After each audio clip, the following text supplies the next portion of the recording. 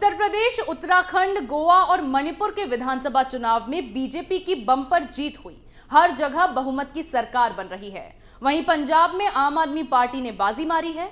इस चुनाव पर एक तरफ जहां विपक्ष का कोई नेता ना तो कुछ बोलने के लिए तैयार है और ना ही कहने को, वहीं राजनीतिक विश्लेषक इसे अपनी अपनी तरह से समझ रहे हैं और समझा रहे हैं। इसी बीच देश के सबसे बड़े राजनीतिक रणनीतिकार माने जाने वाले प्रशांत किशोर ने इस जीत पर क्या कहा, देखिए हमारी इस रिपोर्ट में।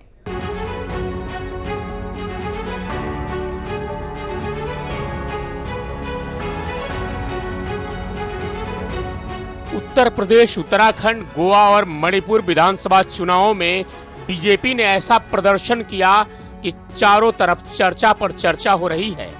इन राज्यों में बीजेपी की सरकार बन रही है। उत्तर प्रदेश और उत्तराखंड में बीजेपी को प्रचंड बहुमत मिला है। बीजेपी के इस प्रदर्शन पर भारतीय राजनीतिक रणनीतिकार प्रशांत किशोर की प्रतिक्रिया आई। प्रशांत किशोर ने इस जीत पर कहा कि भारत की असली लड़ाई के नतीजे साल 2024 में आएंगे। प्रशांत किशोर ने आज एक ट्वीट करते हुए लिखा कि देश के लिए लड़ाई 2024 में लड़ी जाएगी और तभी नतीजे आएंगे, इन विधानसभा चुनावों में नहीं। ट्वीट में प्रशांत किशोर ने आगे लिखा कि साहेब ये जानते हैं, इसलिए राज्य के परिणामों के जरिए विपक्ष के खिलाफ एक मनोवैज्ञानिक धारणा बनाने की चाल चल रहे हैं। इस झूठी कथा में मत फंसे और इसका हिस्सा मत बने।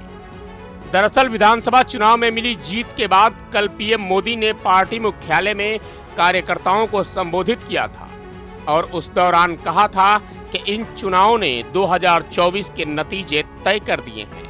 अब ये बात विपक्ष को तो चुभी ही, प्रशांत किशोर को भी चुभ गई। उन्हें शायद ये लग रहा होगा कि ये कैसे संभव है कि बिना उनके कोई पार्टी सरकार बना ले, वो भी एक नहीं 4 राज्यों में पूर्ण बहुमत के साथ। लेकिन ये सच हुआ, वो भी बिना प्रशांत किशोर की सहायता और सलाह के।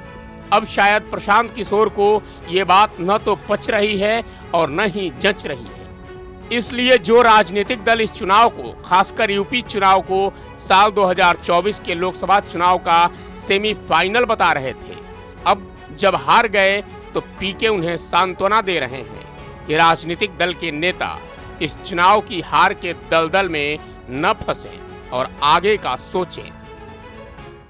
फिलहाल प्रशांत किशोर पश्चिम बंगाल की सीएम ममता के सहयोगी हैं, तृणमूल कांग्रेस के साथी हैं, जिसे पश्चिम बंगाल में सरकार में लाने में पीके ने बड़ी भूमिका निभाई थी। अब यहां सवाल यह है कि पीके सीधे 2024 की बात कर रहे हैं, जबकि बंगाल चुनाव में अपनी और ममता की जीत को ही वे तो सेमीफाइनल मानने लगे थे। लेकिन अब जब बात समझ में आ गई है तो सीधे 2024 को टारगेट कर रहे हैं। ऐसी खबरें हम आपके लिए लाते रहेंगे, तब तक के लिए देखते रहिए कैपिटल टीवी।